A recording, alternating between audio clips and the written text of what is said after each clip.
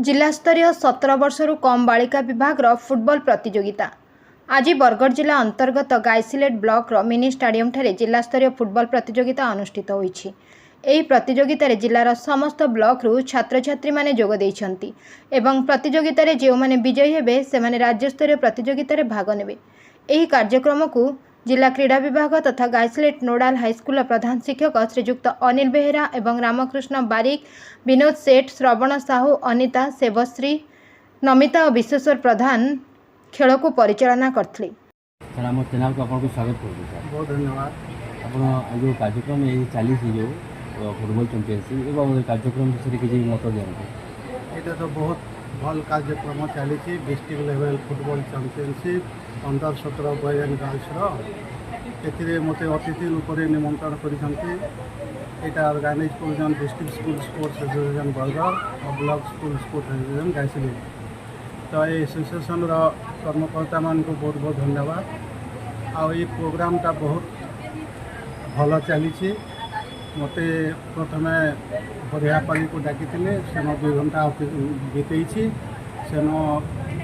Under 70 boys मान कार्यक्रम ये फुटबॉल प्रतियोगिता चली देखिए बहुत खुशी लगला। यहाँ उत्साहित होती पिला माने बहुत भल हो। तो पुणी थे समस्त को धन्यवाद ये जो अच्छा छात्र छात्री मैंने कौन वार्ता देवाई चाहते एमाने पाठ सहित ए खेल को भी गुरुत्व दिंतु कारण खेल जी से माने आगे नहीं पारे खेल प्रति से ना भी तथा आम डिस्ट्रिक्ट और ब्लॉक ना तो पाठ सहित खेल भी निहाती दरकार। तेणु समस्ते जार टैलेंट अच्छी खेल प्रति आग्रह अच्छी से माने आगे आसतु आउ खेल धन्यवाद सर।